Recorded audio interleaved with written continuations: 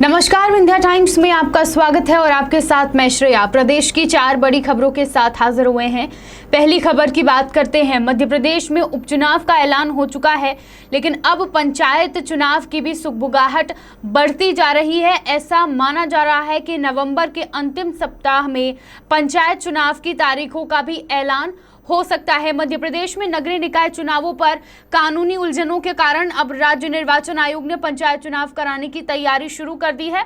इसके लिए आयोग ने सरकार से जिला पंचायत के अध्यक्ष पद के आरक्षण का ब्यौरा मांगा है। दरअसल अभी तक इस पद के लिए आरक्षण की प्रक्रिया पूरी नहीं हो पाई है और पंचायत एवं ग्रामीण विकास विभाग जिला पंचायत अध्यक्ष के 52 पदों के लिए नवंबर में आरक्षण की प्रक्रिया कराई जाएगी और इसलिए ये उम्मीद जताई जा रही है कि नवंबर के अंतिम सप्ताह में पंचायत चुनाव की तारीखों का ऐलान हो सकता है। मध्य प्रदेश में त्रिस्तरीय जिला, जनपद और ग्राम पंचायतों के चुनाव कराने की तैयारी को राज्य निर्वाचन आयोग ने अंतिम रूप देना शुरू कर दिया है और ये माना जा रहा है कि खंडवा संसदीय क्षेत्र सहित पृथ्वीपुर, जोबट और रैगांव विधानसभा क्षेत्र के उपचुनाव के बाद आरक्षण की प्रक्रिया शुरू की जाएगी और नवंबर के अंतिम सप्ताह तक में उपचुनाव के बाद पंचायत चुनाव की तारीखों का भी ऐलान हो सकता है।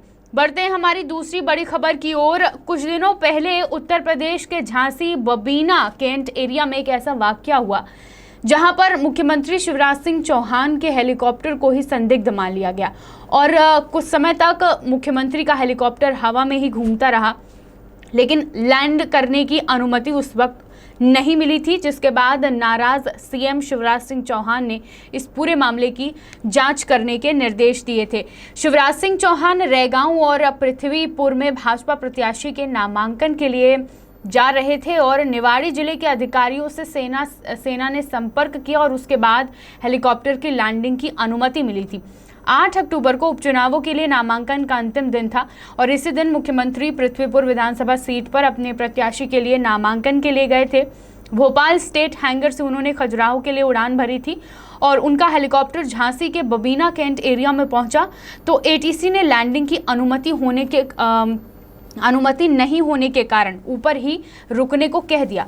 निवाड़ी के अधिकारियों ने सेना से संपर्क किया और अनुमति मिलने के बाद करीब 15 मिनट बाद सीएम का हेलीकॉप्टर जो है वो लैंड किया और इस दौरान सीएम शिवराज सिंह चौहान काफ़ी नाराज़ हो गए थे और उन्होंने इस पूरे मामले में जांच के निर्देश भी दिए थे।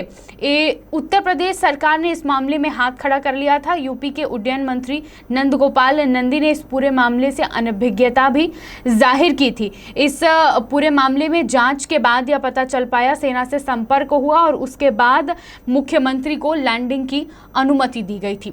बढ़ते हैं हमारी तीसरी बड़ी खबर की ओर, जो कि यूजीसी के नए फैसले से जुड़ी हुई है। पीएचडी होल्डर न होने के बावजूद अभी इस साल यानी कि 1 जुलाई 2023 तक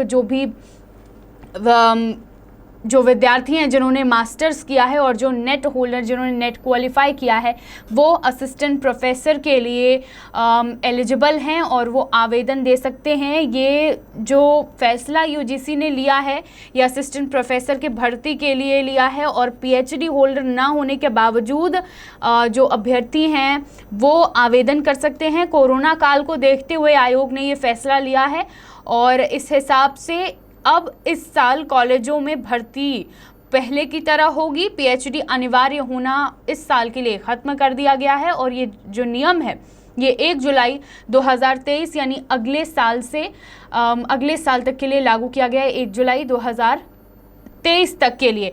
तो जो लोग कोरोना काल के दौरान पीएचडी अपनी कंप्लीट नहीं कर पाए थे उनके लिए ये बड़ी राहत की खबर है, क्योंकि कोरोना काल के कारण तमाम चीज़ें बंद हो गई थी और उनका पीएचडी पूरा नहीं हो पाया था। ऐसे में एक चिंता का विषय ये बना था कि क्योंकि असिस्टेंट प्रोफेसर के लिए पीएचडी क्वालिफाई करना ये अनिवार्य कर दिया गया था, लेकिन पीएचडी कंप्लीट ना होने के कारण उनके ऊपर एक संकट मंडरा रहा था। लेकिन फिलहाल यूजीसी की जो गाइडलाइन सामने आई है उसके बाद बड़ी राहत मिली है और पीएचडी होल्डर न होने के बावजूद आवेदन दे सकते हैं। इसके लिए बाकी जो योग्यताएं हैं वो साथ ही नेट क्वालिफाई होना अनिवार्य किया गया है। बढ़ते हमारी चौथी और आखिरी खबर की ओर। आज दशहरा का पर्व है, हर जगह दशहरा का पर्व मनाया जा रहा है, रावण दहन किया जा रहा है, बुराई पर अच्छाई की जीत का यह त्यौहार माना जाता है। रीवा शहर में विजयदशमी की पूरी तैयारियां कर ली गई हैं। रीवा के किला परिसर में इस साल रावण दहन हो रहा है। पिछले साल भी किला परिसर में हुआ था। कोरोना के चलते चल समारोह प्रतिबंधित है। एनसीसी ग्राउंड तक जो चल समारोह जाता था वो इस बार भी नहीं गया। गद्दी पूजन हो चुका है, या कहें कि हो रहा है गद्दी पूजन, और इसके बाद रावण दहन की तैयारी पूरी कर ली गई है। 15 फीट ऊंचे रावण का दहन श्री राम आज करेंगे। रीवा के किला परिसर में तमाम तैयारियां पूरी हो चुकी हैं। पुलिस विभाग और पूरे पुलिस प्रशासन मुस्तैद है।